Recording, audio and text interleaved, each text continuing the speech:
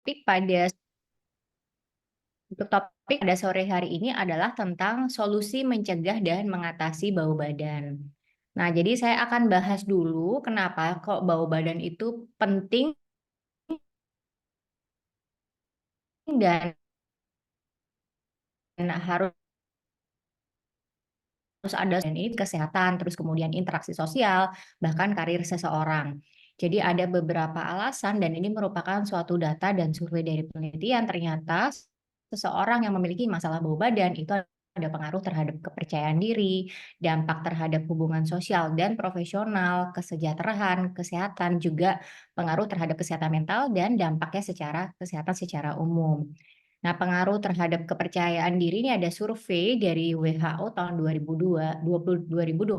Jadi bau badan yang tidak sedap itu dihubungkan dengan masalah kesehatan umum. Ternyata ada masalah kesehatan-kesehatan lain yang memerlukan perhatian medis. Jadi ini sebagai suatu tanda terkadang misalnya ada pasien yang mengeluhkan bau badan yang kemudian udah mencoba menggunakan antiperspiran atau deodoran.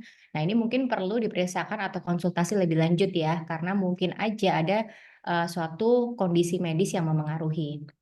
Kemudian yang kedua tentunya hubungan sosial dan profesional. Jadi kalau kita ketemu sama orang, berinteraksi secara sosial atau dalam pekerjaan yang mengharuskan kita bertemu dengan banyak orang, masalah bau badan ini pasti akan sangat mengganggu. Dirasakan tidak nyaman, terus kemudian merasa bau badannya itu dapat memengaruhi penilaian mereka terhadap profesionalisme seseorang dalam lingkungan kerja. Padahal sebenarnya mungkin tidak ada hubungannya dengan profesionalisme seseorang dalam pekerjaan, tapi ternyata 45% responden itu merasa bahwa ada judgement tersebut gitu. Kalau kok bau badannya tidak sedap ya, berarti mungkin orang ini juga secara profesional dia tidak profesional dalam pekerjaannya, seperti itu. Lalu kemudian tentang kesehatan dan kesejahteraan, ternyata dari suatu penelitian di 2020 di Journal of Clinical Nutrition, ini ada hubungannya antara bau badan ini dengan kesehatan metabolik. Jadi misalnya pasien-pasien dengan keluhan atau penyakit diabetes, bau manis atau asam ini bisa menandakan adanya diabetes. Lalu infeksi, adanya bau tidak sedap pada ketiak itu bisa disebabkan oleh infeksi atau penyakit kulit tertentu. Kemudian berikutnya pengaruh terhadap kesehatan mental. Nah, ini sangat berpengaruh ya, salah satu yang paling berpengaruh akibat, dampak dari bau badan itu sendiri. Jadi menunjukkan bahwa ini mengganggu secara mental. Jadi ada pasien yang akhirnya stres dan, harga dirinya menurun, kepercayaan dirinya menurun, dan terjadi kecemasan sosial, akhirnya malah jadi makin stres gitu ya. Kemudian juga depresi, ketidaknyamanan sosial, dan penghindaran situasi sosial. Dan dampak kesehatan secara umum itu dihubungkan juga bahwa bau badan yang terus-menerus yang tidak diatasi, tidak ditangani dengan baik, itu dapat menjadikan, perhatian medis. Nah, ini kita akan mengenal sedikit gimana sih kok, bau badan itu keluarnya dari mana, dari lapisan kulit kita. Jadi ini saya hanya ingin menjelaskan sedikit tentang lapisan kulit kita. Lapisan kulit itu ada dari kulit dan kemudian di bagian bawah kulit itu ada namanya dermis ya, dari epidermis, dermis. Dermis itu, adalah tempat banyaknya kolagen, kemudian yang terakhir itu adalah susunan atau lapisan lemak. Nah, sesungguhnya kelenjar keringat kita itu, bermuara dari lapisan lemak. Nah, kelenjar keringat kita itu ada yang namanya kelenjar keringat ekrin dan ada yang namanya apokrin. Kalau ekrin itu adalah kelenjar keringat yang kecil-kecil dan dia ada di seluruh permukaan tubuh kita. Sedangkan kelenjar keringat apokrin ini hanya ada pada area-area tertentu dan disinilah yang dapat menimbulkan bau. Ya, contohnya adalah pada ketiak, kemudian pada kelamin, payudara, periorbital itu adalah sekitar mata dan juga periaurikular itu adalah sekitar telinga. Nah, secara umum bau badan ini dapat terjadi karena adanya peningkatan dari aktivitas kelenjar keringat tadi. Tapi jangan lupa bahwa juga dapat dipengaruhi oleh faktor genetik, hormon, dan tentunya keterlibatan dari mikroorganisme atau bakteri. Ada dua mikroorganisme atau bakteri yang berperan terhadap terjadinya bau badan adalah Propionibacterium dan juga Staphylococcus. Nah, di istilah medis di bidang kulit dan kelamin, kita menyebut bau badan itu istilah medisnya adalah bromhidrosis ya. Ini adalah istilah dari bau badan karena kelenjar keringat yang besar atau kelenjar keringat apokrin. Sedangkan untuk bronkhidrosis ekrin atau kelenjar keringat yang kecil-kecil, di mana ini ada hampir di seluruh tubuh, terutamanya adalah pada telapak kaki, telapak tangan, dan juga daerah lipatan. Nah, ini seringkali keringat berlebih ini itu terjadi karena adanya stres emosional, terus misalnya cuaca yang panas, atau pasien dengan obesitas atau berat badan yang berlebih, terus misalnya ada penyakit tertentu seperti diabetes mellitus atau kencing manis, dan kemudian dipengaruhi oleh beberapa penyakit metabolik yang lain. Nah, bronkhidrosis itu adalah istilah dari bau badan itu sendiri. Jadi kami di medis itu menyebutnya dengan bronkhidrosis apokrin, itu yang terjadi pada area yang di kelenjar keringat yang besar-besar, misalnya ada di aksila, aksila itu adalah lipatan, ketiak, terus kemudian bisa di inguinal itu adalah lipatan selangkangan, terus di daerah kelamin, di daerah sekitar mata dan juga sekitar telinga. Sedangkan bronkhidrosis ekrin ini bau badan yang terjadi pada area-area kelenjar keringat yang kecil-kecil ya, misalnya telapak tangan, kemudian telapak kaki seperti yang sebelumnya sudah saya jelaskan. Jadi, cairan minyak ini diuraikan oleh bakteri. Bakteri yang terbanyak yang menyebabkan terjadinya bau badan ini adalah tadi ya Propionibacterium dan juga Staphylococcus. Sedangkan untuk bau badan karena penyebab ekrin itu biasanya dapat disebabkan karena konsumsi makanan kita, kemudian obat-obatan atau gangguan metabolik lainnya, misalnya ada keterlibatan dari penyakit tertentu. Nah, kita akan bahas satu-satu, keringat dan bakteri. Jadi sebetulnya yang perlu disampaikan kepada pasien bahwa keringat sendiri itu sebetulnya tidak berbau. Tapi kalau keringat itu kemudian dia bercampur dengan bakteri yang ada di permukaan kulit, misalnya di area ketiak, selangkangan, telapak kaki, akhirnya terjadilah bau yang tidak sedap. Nah, kita perlu tahu bahwa pada kulit kita itu memang sudah ada bakteri dan bakteri itu sesungguhnya adalah bakteri yang baik, tidak semua bakteri itu jahat. Karena mungkin teman-teman semua tahu istilah skin microbiome atau mikrobiota kulit, di mana mikrobiota kulit ini apabila dia beragam, bervariasi, maka itu akan semakin menyehatkan kulit kita. Nah, tapi ketika dia, kemudian terjadi interaksi dengan keringat yang berlebih, bakteri-bakteri tertentu misalnya ada Rhocorynebacterium, Staphylococcus ini akan memecah keringat menjadi asam yang menyebabkan baunya menjadi tidak sedap. Nah, akibatnya ada, gejala bau badan yang kuat ya, keringatnya jadi bau yang akan mengganggu kepercayaan diri dan juga interaksi sosial. Nah, kemudian jangan lupa juga bahwa bau badan ini juga dapat terjadi akibat adanya infeksi kulit. Nah, kalau ada infeksi kulit tentunya banyak bakteri di situ, sehingga keringat yang sebetulnya itu tidak ada bau, ketika dia berinteraksi dengan bakteri akan menyebabkan terjadinya bau badan. Misalnya ada folikulitis atau infeksi jamur. Kemudian yang kedua, pola makan. Nah, mungkin, teman-teman semua pernah tahu ya kalau ras tertentu yang makanannya itu sangat menyengat ya, banyak sekali rempah, itu biasanya bau badannya juga khas. Saya langsung sebut saja ya, misalnya orang-orang India, saya tidak bilang orang India bau badan, tapi baunya tuh khas. Karena memang mereka banyak sekali mengonsumsi makanan-makanan yang sangat berempah, rempahnya itu bermacam-macam. Nah, ini tentunya akan berpengaruh juga dengan metabolisme keringat kita. Misalnya makanan yang pedas, seperti ada bawang putih, bawang merah, rempah-rempah ya, terus kemudian makanan-makanan berlemak dan olahan, itu juga akan membuat komposisi keringat kita itu menyebabkan bau badan yang lebih kuat. Nah, akibatnya ada perubahan bau badan karena konsumsi makanan tertentu dan juga dapat terjadi gangguan pencernaan ya, karena kalau kita mengonsumsi makanan yang tidak sehat, yang tentunya akan dapat menyebabkan gangguan pencernaan juga dan terjadi pula bau badan yang tidak sedap. Berikutnya yang ketiga adalah kesehatan kulit ya. Sekali lagi saya ingatkan bahwa sebetulnya ketika kita berkeringat, keringat kita itu tidak berbau, odorless ya istilahnya. Tapi kemudian apabila dia berinteraksi dengan bakteri atau jamur yang ada di kulit kita, nah interaksi inilah yang menyebabkan terjadinya bau badan. Jadi kami dokter SPKK, dokter SPDVE biasanya apabila seorang pasien sudah berusaha untuk menggunakan beberapa cara ya untuk mengurangi bau badannya, tetapi ternyata tidak berhasil, kita akan melihat apakah mungkin ada kondisi kulit tertentu yang menyebabkan bau badan, misalnya dermatitis atau eksim, kemudian adanya infeksi jamur atau infeksi bakteri. Karena apabila ada infeksi jamur atau bakteri, kita tentu harus melakukan terapi terlebih dahulu. Nah, terus kita juga harus lihat nih, apakah ini berkaitan dengan kebersihan kulit itu sendiri. Jadi kalau higien dari seorang pasien itu, memang kurang ya, artinya mandi cuma 1 kali sehari yang menyebabkan adanya tumpukan bakteri. Nah, tentunya ini akan menyebabkan terjadinya bau badan. Berikutnya adalah metabolisme dan hormon tubuh ya. Jadi memang ada sebab-sebab seperti gangguan metabolik, contohnya misalkan pasien yang menderita diabetes atau kencing manis, nah ini biasanya baunya akan lebih asam atau lebih manis ya, karena ada istilah ketoasidosis diabetik. Lalu kemudian juga perubahan hormonal, karena fluktuasi hormonal yang terjadi pada masa pubertas atau kehamilan, atau bahkan pada saat menopause, ini akan memengaruhi produksi keringat dan bau badan.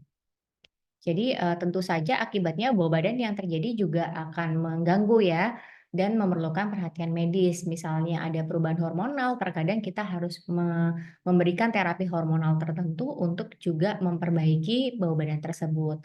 Lalu apabila memang ada kondisi medis atau perubahan dalam kesehatan, misalnya kencing manis, ya kita obati, kencing manisnya. Karena apabila nanti gula darahnya itu sudah dalam batas normal, biasanya bau badan ini juga dapat teratasi.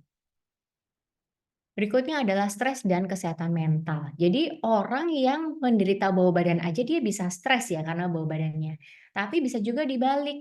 Nah, stres ini juga dapat memicu bau badan yang lebih kuat lagi gitu. Karena stres ini dia dapat secara tidak langsung merangsang kelenjar keringat apokrin atau kelenjar keringat yang besar. Dia akan jadi lebih aktif ya karena kalau misalkan orang lagi stres tuh misalkan kita deg-degan atau stres seringkali kita kan jadi gampang berkeringat, misalnya pada area telapak tangan atau area ketiak ya. Jadi adanya kecemasan dan depresi ini juga sangat mempengaruhi terjadinya produksi kelenjar keringat yang berlebih, di mana hal ini akan dapat menyebabkan terjadinya bau badan.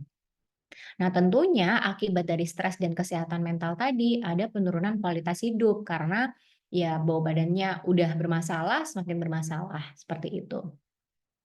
Lalu kemudian tentunya adalah faktor lingkungan karena, iklim dan cuaca kita kalau saya tinggal di Surabaya, Surabaya itu ada 2 iklim, panas dan panas sekali. Nah, kalau panas ya udah pasti kita berkeringat, panas sekali ya makin berkeringat ya, dan ini akan menyebabkan kelembapan yang terlalu berlebihan dan meningkatkan produksi keringat.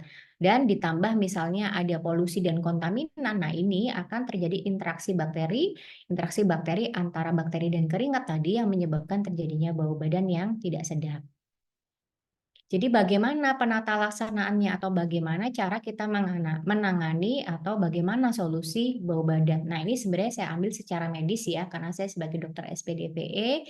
Jadi yang pertama kita pasti akan lakukan edukasi dulu terhadap pasien. Bagaimana pola hidupnya, apakah sudah bersih, apakah sudah rajin mandi misalnya. Kayak misalnya pasien itu gampang sekali berkeringat, mungkin dia perlu mandi 3 kali sehari, nggak ada masalah ya. Kalau pasien tidak terlalu sering berkeringat, aktivitasnya tidak banyak di outdoor sehingga tidak banyak berkeringat atau terkena bakteri, mungkin mandi 2 kali sehari cukup. Tapi selalu kita lakukan, edukasi disesuaikan dengan aktivitas pasien. Nah, ingat sekali lagi bahwa ketika kita berkeringat, sesungguhnya keringat kita itu tidak bau ya, odorless. Tetapi apabila ada konkomitan dengan bakteri atau jamur tertentu yang memang sudah ada di tubuh kita, nah interaksi kelenjar keringat dan bakteri ini yang akan menyebabkan bau badan. Itu sebabnya salah satu solusi pasien bisa menggunakan sabun yang mengandung antiseptik seperti itu, atau bahkan kalau misalkan parah, menurut kami parah, kita bisa memberikan agen antiseptik atau krim antibakteri. Atau ya yang kedua ini ya antibiotika topikal untuk bau badan. Lalu yang ketiga yang pasti kita akan sarankan kepada pasien adalah penggunaan antiperspiran dan juga deodoran. Nah, antiperspiran dan deodoran ini adalah 2 hal yang berbeda yang nanti akan saya jelaskan di slide berikutnya.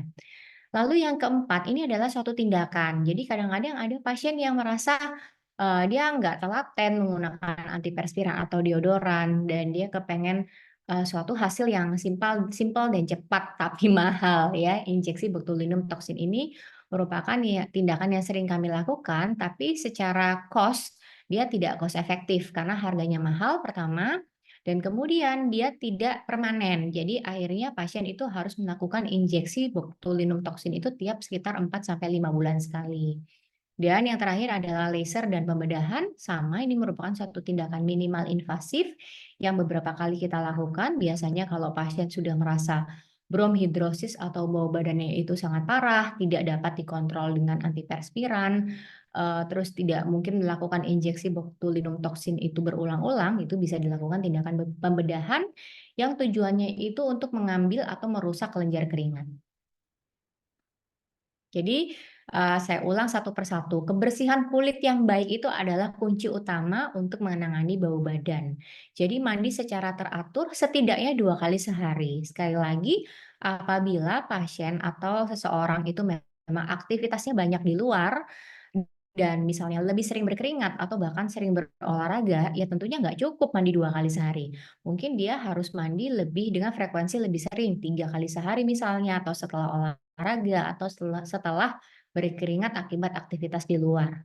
Dan bau badan ini dapat diantisipasi dengan menggunakan sabun antibakteri, karena memang bakteri yang ada di kulit kita itulah sesungguhnya ketika dia berinteraksi dengan keringat yang menyebabkan terjadinya bau badan. Dan tentunya teman-teman bisa fokuskan pada area yang sering terjadi, bau yang tidak sedap tadi. Misalnya pada area ketiak, selangkangan, dan juga telapak kaki yang biasanya cenderung berkeringat lebih banyak. Nah, kemudian yang kedua, ini yang paling penting, ya setelah mandi dalam keadaan kering dan bersih, kita menggunakan deodoran atau antiperspiran. Jadi pilih produk yang tepat. Nah, gunakan deodoran yang mengandung bahan antibakteri dan antiperspiran yang dapat mengurangi keringat. Produk yang disarankan dan memang secara bukti ilmiah dari kami juga dokter SPDVI itu memang selalu menyarankan penggunaan yang mengandung aluminium, karena aluminium ini yang paling efektif untuk menahan keringat. Nah, caranya bagaimana? Ini yang sering kali salah, ya. Kadang-kadang, pasien atau pengguna itu menggunakannya hanya pada pagi hari setelah mandi sebelum beraktivitas. Tetapi sesungguhnya penggunaan antiperspiran ini disarankan untuk diaplikasikan sebelum tidur. Kenapa kira-kira sebelum tidur? Karena pada saat malam hari setelah kita beraktivitas dan mandi, cuaca atau suhu di malam hari itu lebih rendah daripada di pagi atau siang hari. Jadi kita relatif tidak berkeringat. Sehingga aluminium tadi akan lebih efektif untuk menyumbat kelenjar keringat sehingga aktivitasnya tidak berlebih. Itu yang bisa dijawab ketika ditanyakan oleh pasien. "Kenapa dok saya nggak pakai pagi aja? Kan saya mau langsung berangkat kerja supaya nggak berkeringat, nggak mandi." Nah, tapi pernah nggak teman-teman sekalian, karena saking Surabaya itu lagi panas atau panas banget ya, nih kalau saya tinggal di Surabaya, meskipun habis mandi kita tuh udah langsung keringetan gitu. Karena memang suhu di pagi dan siang hari itu cenderung lebih tinggi daripada di malam hari. Nah, itu yang membuat akhirnya antiperspiran itu tidak seefektif apabila diaplikasikan pada malam hari. Karena akhirnya dia tidak sempat bekerja secara efektif untuk menyumbat kelenjar keringat gitu. Jadi akan lebih efektif apabila diaplikasikan pada malam hari. Nah, antiperspiran dan deodoran. Jadi sebetulnya kalau kita bicara antiperspiran, itu adalah bahan aktif yang memang dibutuhkan untuk penderita yang merasakan bahwa keringatnya itu, apa namanya, produksi sangat berlebihan sehingga menimbulkan bau badan ya. Jadi kalau ada beberapa pasien yang mungkin saya ngerasa, keringat saya berlebih banget, tapi nggak sampai bau gitu. Nah, itu boleh menggunakan antiperspiran saja, karena memang tujuan utama dari antiperspiran itu adalah untuk mengurangi kelenjar keringatnya. Jadi, sehingga akhirnya kalau kelenjar keringat nggak banyak, pertumbuhan bakterinya juga terhambat dan tidak sampai terjadi bau badan. Nah, sedangkan beda dengan deodoran. Kalau deodoran itu untuk mengurangi bau badan itu sendiri. Jadi, kalau deodoran tuh biasanya sudah dicampur dengan bahan-bahan pewangi tertentu yang memang tujuannya adalah untuk mengurangi produksi bau badan. Nah, biasanya memang yang ada di pasaran itu adalah campuran antara antiperspiran dan deodoran. Kalau antiperspiran, pasti komponen-komponennya adalah komponen aluminium, ya, seperti yang tadi saya sudah sebutkan. Jadi ada beberapa aluminium yang memang digunakan dan sekali lagi secara bukti klinis dari penelitian itu memang efektif untuk menahan produksi dari kelenjar keringat. Nah, biasanya kemudian akan dicampurkan dengan pewangi-pewangi tertentu atau deodoran sehingga aromanya akan lebih sedap. Ya. Lalu kemudian yang berikutnya adalah perawatan kulit. Jangan lupa juga untuk melakukan eksfoliasi secara rutin, karena sesungguhnya kulit kita itu kan memang melakukan eksfoliasi sendiri ya, sekitar 21 sampai 28 hari sel kulit mati itu akan tereksfoliasi sendiri. Tetapi karena cuaca, karena polusi udara, karena mungkin nutrisi dari tubuh kita itu tidak adekuat, eksfoliasi secara rutin ini akhirnya terjadinya jadi lambat gitu. Jadi kita perlu melakukan sendiri eksfoliasi ini agar tidak terjadi penumpukan dari bakteri di sel-sel kulit mati kita gitu. Jadi kita boleh melakukan eksfoliasi dan disarankan untuk melakukan eksfoliasi tadi. Dan jangan lupa juga kita mesti memilih nih pakaian yang tepat, pakaian yang menyerap keringat, yang memudahkan bernafas seperti katun. Jadi kalau pakai pakaian yang sintetis tentunya akan tidak nyaman ya karena dia tidak menyerap keringat dan justru akan memperangkap kelembapan tadi. Lalu yang penting juga perhatikan kondisi kesehatan. Kadang-kadang mungkin kita tidak aware, kita pikirnya, oh masalahnya hanya bau badan saja, cukup dengan menggunakan antiperspiran.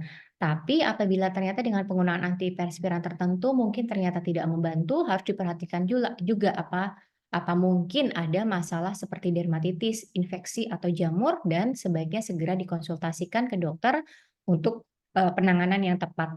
Dan juga kesehatan metabolik. Jadi kadang-kadang ada bau badan yang tidak hilang-hilang. Nah, ini biasanya kami akan melakukan pemeriksaan kesehatan tambahan. Mungkin ada faktor hormonal, kemudian atau faktor metabolik yang lain, misalnya tadi seperti saya sampaikan kencing manis gitu ya. Bahkan kadang-kadang kita juga pernah mendapatkan pasien yang keringatnya itu ada warnanya.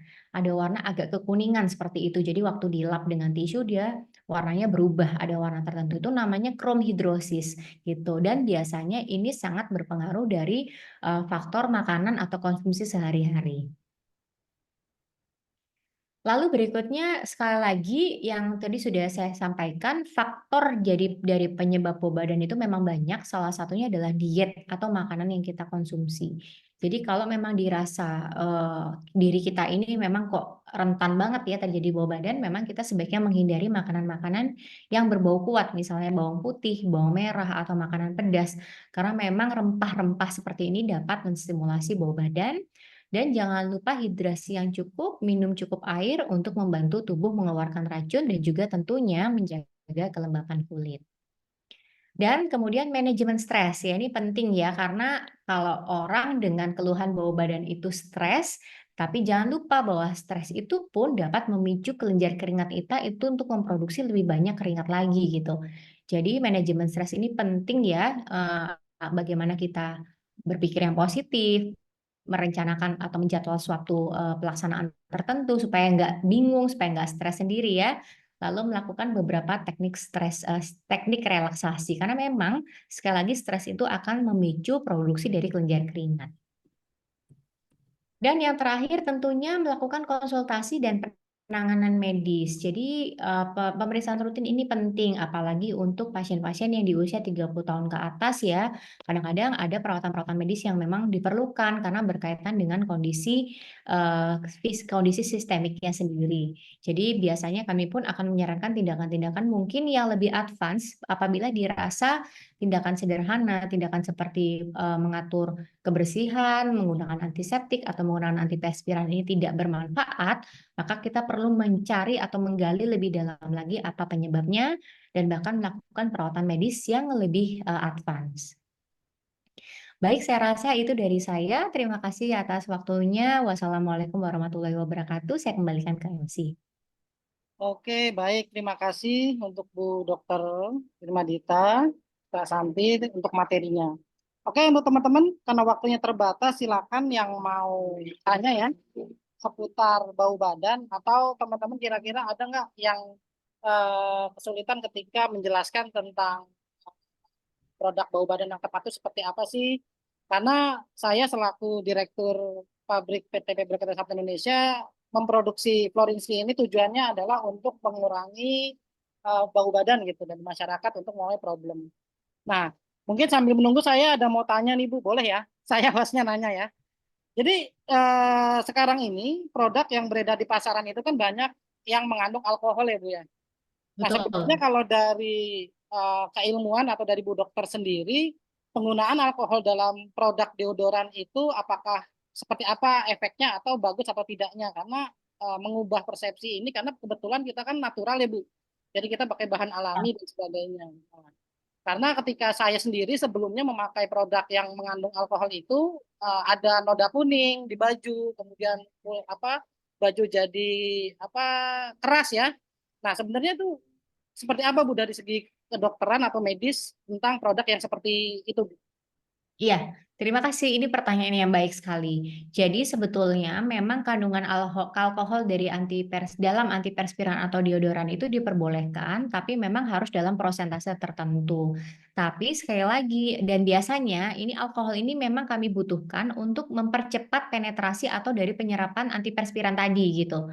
Membantu untuk percepatan karena dia sebagai bahan pembawa atau istilahnya kalau di dunia medis itu adalah vehikulum. Tapi harus hati-hati juga karena area aksila atau area ketiak atau area selangkangan misalnya itu kan adalah area yang tipis nih. Nah, seringkali terjadi iritasi justru karena bahan pembawa alkohol tadi. Jadi kadang-kadang saya seringkali tuh dapat pasien yang merah-merah, terus kemudian perih, bahkan gatal akibat penggunaan antiperspiran atau deodoran. Nah, sebenarnya yang salah bukan bukan ingredient aluminiumnya, tapi bahan pembawa alkohol itu tadi. Sehingga akhirnya muncullah berbagai produk yang tidak menggunakan alkohol yang menurut saya baik ya, karena akan mencegah terjadinya iritasi tadi gitu. Seperti itu. Oke, oke, terima kasih Bu untuk penjelasannya. Oke, yang lain kira-kira boleh dibuka speakernya ya. Atau ayo tanya teman-teman nanya. Jadi mumpung ada Bu Dokter. Oke, dari Muhammad Yakub, reseller dari Kabupaten Kendari nih Bu. Sebenarnya pemakaian deodoran itu bagus nggak sih Bu untuk setiap hari? Iya, pertanyaan yang baik. Jawabannya bagus ya. Apabila memang ada keluhan bau badan, ya disarankan untuk menggunakan setiap hari. Jadi tidak perlu takut. Ini sekalian saya luruskan ya, karena banyak sekali hoax-hoax yang ada bahwa katanya aluminium itu dapat menyebabkan kanker atau perubahan hormonal. Itu kan sempat ya banyak sekali di sosial media. Nah itu sesungguhnya sampai saat ini tidak ada bukti yang mengklarifikasi hal tersebut. Jadi tidak perlu khawatir bahwa sebenarnya penggunaan aluminium itu aman ya dan memang terbukti secara klinis dia baik untuk mencegah atau mengurangi produksi kelenjar keringat. Jadi kalau misalnya dirasakan kelenjar keringatnya itu sangat aktif, gampang sekali berkeringat, ya perlu digunakan tiap hari supaya aktivitas sehari-harinya juga lebih nyaman ya. Tapi kalau dirasa berkeringatnya nggak seberapa atau mau dipakai pada saat-saat tertentu saja itu pun tidak masalah. Jadi sangat tergantung dari gimana produksi kelenjar pribadinya gitu karena pasti tiap orang akan berbeda-beda. Oke, selanjutnya Bu, pertanyaan selanjutnya. Sebenarnya deosprit yang berbahan tawas atau aluminium sulfat ini aman nggak untuk bumil dan busui? Aman. Aman, Aman, ya. aman ya Bu. Jadi nggak ada masalah ya untuk Salah sama sekali. Iya. asal nyemprotnya di ketiak ya Bu, gitu ya. Ya, betul. Oke, yang lain, yuk. Kira-kira ada yang mau tanya atau enggak? Mau tanya dong, Bu Dokter. Iya, silahkan. Baik, kenalkan saya Dita, Bu, dari Padang. Kebetulan saya baru join di Florinskin. Nah, kemarin itu ada sempat pertanyaan dari customer. Dia nanya gini, deodorannya ada antiperspirannya enggak gitu. Terus saya coba searching kan, ternyata antiperspiran itu bisa menyebabkan alergi sebagaimana yang Ibu bilang tadi. Boleh lebih dijelaskan nggak Bu, apa antiperspiran itu yang bikin alerginya apa? Alkoholnya kata Ibu tadi apa? Pembawa alkoholnya ya. Terus Ya. apakah di Florinskin ada antiperspirannya atau gimana gitu? Terus dari usia berapa boleh pakai Florinskin? Udah cukup, terima kasih Bu. Mungkin Ya. dijelaskan untuk pemakaian deodoran itu di usia berapa Bu? Dia tanpa menyebut Oke. produk nggak apa-apa itu. Ya. Kalau pemakaian deodoran sebenarnya nggak ada masalah mau di usia berapa, tapi yang perlu diketahui biasanya seseorang itu sudah mulai aktivitas kelenjar aktif, terus kemudian udah mulai ada keluhan bau badan itu biasanya kan masa-masa pubertas ya, jadi masa-masa remaja. Nah biasanya sudah mulai dipakai di masa-masa remaja. Nah, kalau antiperspiran itu artinya adalah kandungan aktif yang dapat mencegah atau mengurangi produksi dari kelenjar keringat. Nah, antiperspiran itu contohnya kandungannya adalah aluminium. Untuk semua golongan aluminium itu adalah antiperspiran. Nah, sedangkan yang dapat memunculkan bau yang wangi, yang dapat mencegah, mungkin bisa di-mute dulu ya, biar saya nggak bingung Ya, ini kayak dari Kedung Reja Firman. ya Mbak Firman tolong di-mute dulu ya, karena saya nggak bisa mute, Bu. Oh ya, saya bisa ternyata nge-mute Ya, di saya sini. juga yang Oke. Nah, jadi kalau misalnya dirasa ada bau badan, nah bisa ditambahkan yang ada deodorannya. Biasanya produk-produk yang ada di pasaran, saya nggak tahu mungkin Florinskin juga, itu dia adalah antiperspiran yang juga deodoran. Jadi ada kandungan aluminium yang kemudian juga ditambahkan dengan bahan-bahan pewangi tertentu, sehingga selain bisa mencegah produksi kelenjar keringat berlebihan, tapi juga membuat lebih wangi gitu ya, sehingga dapat menutupi bau badan. Dan biasanya sangat disarankan penggunaannya itu justru malam hari sebelum tidur pada saat kita selesai mandi gitu. Karena tadi seperti yang sudah saya sampaikan, pada saat malam hari itu suhu suhu di sekitar kita dan juga suhu tubuh kita itu relatif lebih rendah daripada pada saat pagi atau siang hari. Kalau pagi siang hari itu suhu tubuh kita itu lebih tinggi, lebih panas gitu. Ditambah dengan udara yang panas akan lebih gampang berkeringat. Nah, kalau malam hari kan sebaliknya. Jadi kita tidak mudah berkeringat sehingga ketika kita aplikasikan antiperspiran tadi, cara kerjanya kan dia akan menyumbat kelenjar keringat tadi, sehingga akan lebih efektif dan pada saat kita beraktivitas besok harinya, dia akan mencegah terjadinya produksi kelenjar keringat tadi. Nah, misalnya kalau saya mau pakai lagi besok paginya setelah mandi boleh, boleh ya untuk memberikan bau yang wangi atau aroma yang wangi di ketiak gitu ya, itu boleh banget untuk digunakan kembali. Nah, kemudian yang terakhir tadi yang penting kalau ditanya sama customer misalnya, kok ada merah-merah atau gatal seperti itu ya, itu ada dua reaksi yang bisa terjadi, namanya reaksi alergi atau reaksi iritasi. Nah, ini agak sulit ini membedakannya mungkin ya. Kalau reaksi iritasi biasanya yang terjadi itu adalah merah-merah, perih, gatal sedikit. Jadi harus gatalnya itu yang minimal, tapi perih atau merah-merah iritasinya itu yang lebih dominan. Itu adalah gejala iritasi. Nah, gejala iritasi itu seringkali terjadi akibat alkohol atau pembawa alkohol yang ada pada produk-produk antiperspiran. Karena memang alkohol kan perih ya. Nah, kan kita tahu pada daerah ketiak itu dia lebih tipis daripada area yang lain. Jadi biasanya dia akan terasa lebih perih, jadi menimbulkan reaksi iritasi. Sedangkan reaksi alergi itu apabila kulit kita itu tidak tahan terhadap suatu produk tertentu yang menyebabkan reaksi alergi yang dominannya adalah gatal. Jadi mungkin teman-teman bisa tanyakan dominannya gatal merah atau gatal atau perih gitu. Kalau reaksi gatal ini reaksi alergi tidak selalu akibat alkohol, bisa saja akibat aluminium, tapi bisa juga karena pembawa-pembawa yang lain. Karena tentunya dalam suatu produk itu bisa ada kandungan aktif yang lain gitu. Jadi seringkali ketika pasien itu mengganti dengan produk yang lain, bisa aja dia nggak alergi dengan produk tertentu. Tapi misalnya dengan semua antiperspiran dia udah nyobain semuanya kok semuanya gatel, kemungkinan besar dia alergi terhadap aluminium gitu. Mudah-mudahan nggak bingung ya. Jadi mungkin teman-teman bisa tanyakan ke customer atau ke para pembeli ya, apa yang dirasakan yang dominan? Apakah dominan gatal atau dominan perih? Kalau dominan perih, kemungkinan besar adalah akibat dari alkohol. Jadi bisa mencari produk lain yang tidak mengandung alkohol seperti itu. Mute ya, Mas Fadil. Terus kemudian kalau untuk yang keluhan gatal yang dominan, nah ini sebaliknya. Kalau misalkan gatalnya yang dominan, ini kemungkinan reaksi alergi. Jadi, nah reaksi alergi itu kita agak sulit untuk mengetahui apa penyebabnya, gitu. Kurang lebih seperti itu. Kalau ditanya apakah aluminium bisa? Bisa, tapi saat ini kemungkinannya sangat kecil karena biasanya yang sering terjadi itu adalah reaksi iritasi. Oke, terima kasih Bu Dokter penjelasannya. Mungkin saya Bu ya lagi. Ya, silakan. Nah, jadi begini Bu, antara laki-laki dan perempuan itu kan aktivitasnya berbeda. Jadi Betul. terkadang ini apakah setiap produk antiperspiran atau deodoran itu kadar pemakaiannya itu sama, apa tergantung dengan aktivitasnya atau tergantung dengan gendernya Bu? Mungkin seperti itu. Karena banyak permintaan dari pasaran, Mas, bisa nggak ngeluarin untuk yang men?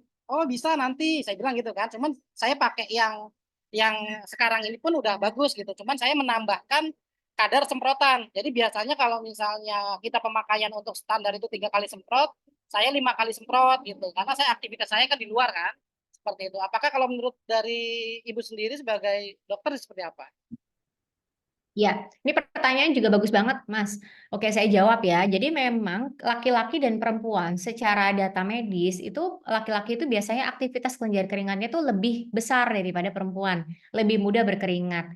Apalagi mungkin kalau aktivitasnya memang lebih banyak daripada perempuan gitu. Misalnya lebih banyak aktivitas di luar, banyak aktivitas outdoor, tentunya kelenjar keringatnya aktivitasnya juga akan lebih besar, jadi lebih mudah berkeringat. Jadi betul sekali biasanya kalau antiperspiran yang ada di pasaran, kenapa dibedakan perempuan dan laki-laki? Selain dari pewanginya atau deodorannya yang mungkin khas ya, kalau yang laki-laki ya dikasih pewangi yang maskulin, kalau yang perempuan dikasih pewangi yang lebih floral misalnya seperti itu. Tapi biasanya mereka juga akan membedakan dari konsentrasi. Konsentrasi antiperspiran untuk laki-laki itu biasanya lebih besar daripada perempuan. Tapi tips yang tadi Mas berikan itu juga sudah cukup baik. Jadi apabila kita menambahkan semprotan atau menambahkan olesan, itu sama dengan kita menambahkan konsentrasi aluminium yang ada di target area atau di ketiak tadi gitu. Jadi betul sekali misalnya dirasakan saya keringatnya lebih lebih aktif lebih banyak nih daripada biasanya, boleh disemprotkan 5 kali lebih banyak ya. Biasanya kalau misalkan nggak terlalu banyak aktivitas keringatnya mungkin cukup 3 kali semprot saja pada satu ketiak seperti itu. Oke, baik Bu, terima kasih. Oke, Mbak Lami dari Palembang. Kak Lami, silakan mau tanya apa? Oke, sambil nunggu itu saya tanya lagi Bu ya, nggak apa-apa nih. Oh, Nah, silakan. kira-kira kalau misalnya kelenjar keringat itu dipakai antiperspiran berlebih kan tidak keluar itu Bu ya. Secara metabolisme, apakah itu mengganggu kesehatan? Karena kan kalau misalnya keringat kan baiknya kan dikeluarkan ya Bu ya, supaya terjadi metabolisme yang sehat lah. Karena tujuan kita berolahraga kan tujuannya mengeluarkan keringat biar salah satunya melancarkan peredaran darah dan lain-lain. Nah kalau misalnya pakai antiperspiran atau deodoran yang benar-benar ada yang klaim misalnya sampai 48 jam, sampai bahkan ada yang sampai 5 hari tidak keluar keringat, itu dari segi medis seperti apa Bu, dokter? Ya, ya, masalahnya gini, memang betul berkeringat itu sehat dan tidak juga kalau misalkan kita ngeblok kelenjar apoukrin kita supaya tidak berkeringat terus jadi tidak sehat. Karena sekali lagi tadi ya seperti yang ada di slide saya, kelenjar keringat ekrin dan apoukrin itu kan sebenarnya di tubuh kita tuh banyak ya. Sedangkan yang kita oleskan dengan deodoran atau antiperspiran itu kan hanya pada area tertentu saja. Jadi dia tidak mempengaruhi kesehatan tubuh kita atau metabolik tubuh kita. Jadi jangan takut, wah nanti kalau pakai aluminium banyak-banyak kelenjar keringatnya tersumbat atau terus kemudian mati, terus kelenjar keringatnya mati, nggak produksi lagi, terus kita jadi ada masalah medis. Tidak, sesungguhnya tidak seperti itu, karena sekali lagi kelenjar apoukrin dan kelenjar ekrin di tubuh kita tuh banyak sekali, dan yang kita oleskan dengan antiperspiran itu kan tidak semua kelenjar tersebut gitu, jadi hanya spesifik secara topikal atau secara lokal pada area, seringnya kan pada area aksila atau pada area ketiak saja gitu, jadi tidak pengaruh untuk kesehatan. Baik Bu, terima kasih. Oke, untuk Pak Tegar, silakan tanya, silakan buka speakernya, langsung bertanya dengan Bu Dokter Irma Dita, boleh. Untuk slide-nya nanti saya kirimkan ya setelah Zoom ini sebagai bahan pelajaran teman-teman, dan videonya juga akan saya kirim ya setelah Zoom ini selesai. Oke, sisa 9 menit lagi. Kita close jam 4 ya. Silakan ada 1 atau 2, 3 pertanyaan lagi. Mungkin nanti Bu Dokter akan menjawab dengan singkat ya seputar pertanyaan teman-teman. Boleh Pak Tegar, silakan. Atau yang lain ada lagi? Halo? Oke, ada lagi dari Pak Yakub dari Kendari. Kalau ketiak kita iritasi, apakah boleh memakai deodoran, Bu Dokter? Nah, kalau misalkan ada iritasi, sebaiknya iritasinya diatasi terlebih dahulu. Khawatirnya misalnya ada kemerahan atau iritasi, terus diaplikasikan aluminium, iritasinya akan makin bertambah parah gitu. Jadi memang sebaiknya produk-produk aluminium atau produk-produk antiperspiran dan deodoran tadi diaplikasikan pada kulit yang intak. Kulit yang intak tuh artinya dia tidak ada kemerahan, gatal, atau tidak ada penyakit sama sekali. Ini memang agak rancu ya, sakit apa nih maksudnya? Ya dianggap aja misalkan ada keluhan di ketiak ya, memang sebaiknya Iya, lebih dahulu. mungkin ya di ketiak ya Bu ya, lagi iritasi dan sebagainya. Kalau cuma sakit flu boleh Pak, aman pakai deodoran. Kalau sakit flu boleh Pak Yakub, kata Bu Dokter, boleh pakai. Nah, oke, yang lain oke, tinggal dikit lagi nih waktunya. Oke, manfaatkan teman-teman. Silakan yang kira-kira masih mengganjal nih tentang produk yang teman-teman jual, karena saya sendiri sebelum launching produk ini saya pakai dulu tuh dari kulit. Ada kulit sensitif, ada kulit laki-laki juga. Saya coba sendiri. Jadi sebelum launching ini saya sudah trial juga gitu. Dan juga uji lab juga ya. Kita sudah ada data uji lab juga di lab Saraswanti tentang kandungan ini dapat membunuh bakteri. Oke, selanjutnya dari Pak Tegar. Biasanya Bu, kalau orang Palembang ini kan konsumsinya bawang merah, bawang putih, dan cabai Bu, katanya. Nah, sebenarnya pemakaian deodoran ini atau hal apa yang bisa dilakukan? Karena kalau tidak makan bawang merah, bawang putih, dan cabai kayaknya nggak bisa nih Bu. Nah, kira-kira apa Bu saran dari Bu Dokter ini? Iya, jadi sebenarnya ini hanya salah satu pencetus, Pak. Itu bukan berarti apabila Bapak mengonsumsi bawang merah, bawang putih, cabai, terus pasti jadi bawah badan. Nah, ini kan sangat tergantung dari bawah badan itu kan sangat tergantung dari genetik juga ya, seperti yang tadi saya sampaikan di tabel yang melingkar itu ya. Beberapa faktor itu sangat berpengaruh, tapi ya kita akan sesuaikan lagi. Misalnya contohnya saya suka semua nih bawang merah, bawang putih, cabai, pempek tuh saya suka banget gitu ya, tapi ya enggak juga terus tiba-tiba jadi bau badan gitu. Sangat tergantung dari genetik juga, terus kemudian bagaimana kebersihan kita, bagaimana higien kita gitu. Sekali lagi yang saya sampaikan bahwa sebetulnya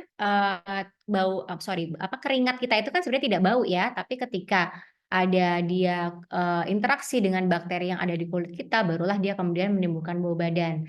Nah, ada genetik tertentu itu memang dia gampang banget gitu, badannya itu tidak sedap baunya. Nah, jangan kemudian diperparah dengan konsumsi makanan-makanan seperti ini yang rempah-rempahnya cukup tinggi. Itu sebenarnya message-nya atau pesannya. Tapi untuk orang-orang yang tidak ada masalah dengan bau badan atau mungkin sedikit sekali konsumsi-konsumsi bawang merah, bawang putih, cabai itu harusnya tidak jadi masalah. Jadi ini lebih pada yang saya paparkan itu lebih pada beberapa faktor-faktor pencetus yang dapat memperparah terjadi bau badan. Contohnya misalnya yang tadi saya katakan ya, orang-orang di India tuh hampir semuanya makanannya dari pagi, siang, sore itu rempahnya itu sangat banyak gitu.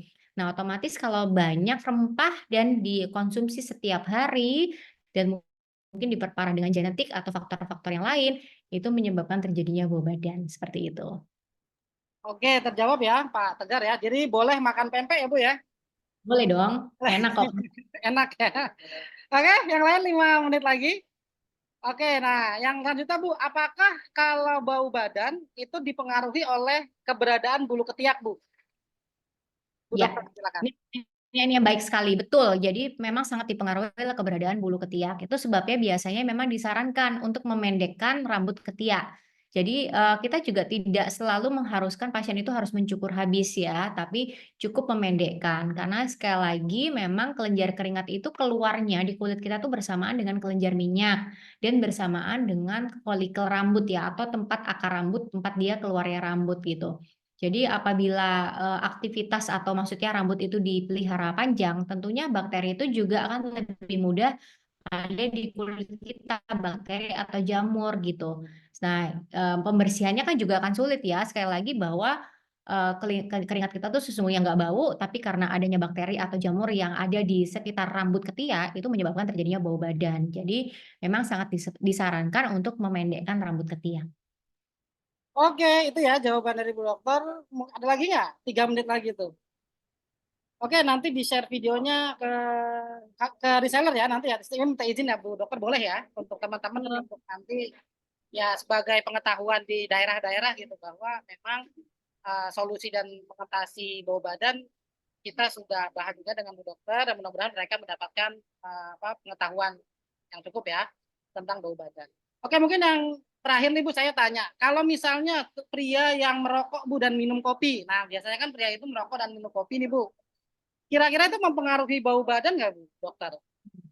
Nah, sampai saat ini belum ada data apakah kopi dan juga rokok itu dapat memengaruhi bau badan. Kalau kopi itu malah sehat loh sebenarnya untuk kulit kita juga karena kopi mengandung kafein yang merupakan antioksidan. Asal mungkin minumnya tidak dengan terlalu banyak gula ya, karena gula sama susu yang kebanyakan ya nggak sehat juga untuk tubuh kita. Tapi sesungguhnya dia sehat untuk kulit. Jadi dan sampai saat ini saya belum pernah membaca ada pengaruhnya terhadap bau badan. Begitu juga dengan rokok. Kalau rokok ya lebih ke meningkatkan oksidan atau kadar oksidan di tubuh kita atau di kulit kita yang dapat menyebabkan misalkan penuaan lebih cepat seperti itu. Tapi tidak ada efek secara langsung ke bau badan. Oke, terima kasih. Ada lagi? Satu lagi deh. Atau udah cukup kali ya? Udah tinggal 2 menit Oh, lagi. Mungkin silakan. apa, Bu? Monggo silakan kalau ada Oh, pertanyaan monggo lagi tuh boleh kok. terakhir tuh Iya. dikasih satu kesempatan lagi tuh, Bu Dokter ngasih waktu tambahan. Oke, kayaknya gimana? Ayo teman-teman, cukup ya? Sudah cukup jelas. Fluoreskin aman ya, Dok? Kalau fluoreskin insya Oh, Allah, kalau insya Allah kandungannya aluminium aman. aman. Karena insya Allah kita sudah, itu juga ya halal juga, kemudian BPOM juga. Yang pasti ketika BPOM sudah terdaftar atau sudah tercantum, insya Allah aman ya Dok. Karena komposisi yang terdaftar di BPOM tentu sudah dilihat oleh evaluator yang ada di BPOM. Berikut juga sudah halal juga, jadi kita memang non alkohol, bahan bakunya aluminium tawas juga non alkohol. Kemudian ada sedikit ya kita kasih hidden formula dari herbal extract Bu. Jadi yang untuk supaya kulit sensitif itu aman. Seperti itu. Mungkin close terakhir Bu statement untuk close statement dari Ibu Dokter Irmadita untuk kami nih biar kita ibaratnya bisa semangat lah kalau memang kita mulia gini menjual produk kan tujuan kan bukan hanya profit ya Bu ya, tapi membantu masyarakat ini tentang bagaimana mengatasi bau badan. Atau dari Bu Dokter sendiri seperti apa kira-kira untuk close statement-nya untuk kami? Ya mungkin dari saya ya saya tetap merasa bahwa bau badan itu memang suatu faktor penting ya untuk kita lebih mudah berinteraksi. Jadi penting sekali apabila ada masalah dengan bau badan ya harus diberikan solusi yang terbaik. Jadi menggunakan produk yang BPOM, yang jelas aman, dan yang kemudian berikutnya adalah yang efektif itu penting. Nggak boleh overklaim juga ya. Jadi kita harus tahu bahwa kandungan aktif aluminium itu memang secara medis dari banyak sekali penelitian itu yang memang disarankan dan memang terbukti efektif untuk mencegah produksi kelenjar keringat yang berlebihan. Jangan lupa juga yang seringkali mungkin masih salah, penyampaian cara pemakaiannya yang mungkin agak keliru. Kadang-kadang orang memakainya lebih sering pagi hari setelah mandi. Sebetulnya akan lebih efektif untuk diaplikasikan pada malam hari setelah mandi karena suhu tubuh kita juga lebih rendah, tidak sering berkeringat ya. Jadi efektif untuk menyumbat kelenjar keringat tadi sehingga pada saat keesokan harinya kita beraktivitas tidak terjadi bromhidrosis atau keringat yang berlebih bahkan sampai menimbulkan bau badan. Mungkin itu dari saya. Oke, terima kasih untuk Bu Dokter ya untuk kesempatan waktunya. Terima kasih banyak untuk teman-teman yang sudah hadir. Insya Allah materi ini akan saya share di grup ya. Dan teman-teman boleh mempelajarinya dan share ke klien misalnya nih. Kalau misalnya klien pengen tahu nih, mereka bau badan karena apa, boleh ya Dok di-share ke mereka ya. Boleh, Oke, sekali. terima kasih. Oke, terima kasih untuk semuanya. Kita jumpa lagi di Zoom webinar berikutnya. Untuk Bu Dokter, terima kasih Bu sudah menyempatkan waktunya. Sehat-sehat selalu, Ya, sukses amin. selalu Terima untuk kasih. karirnya. Sampai ketemu lagi. Wassalamualaikum warahmatullahi wabarakatuh. Waalaikumsalam warahmatullahi wabarakatuh. Terima Terima kasih. kasih, Bu. Boleh.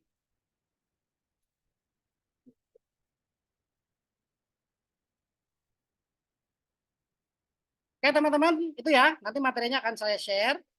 Semoga bisa menjadi penyemangat ya bahwa produk yang teman-teman promosikan insya Allah sudah aman dan memang kandungan yang ada di Chlorine Skin ini secara jurnal penelitian dan lain-lain memang dapat menjadi antiperspiran dan juga deodoran. Oke, terima kasih. Sampai jumpa di Zoom berikutnya. Wassalamualaikum warahmatullahi wabarakatuh.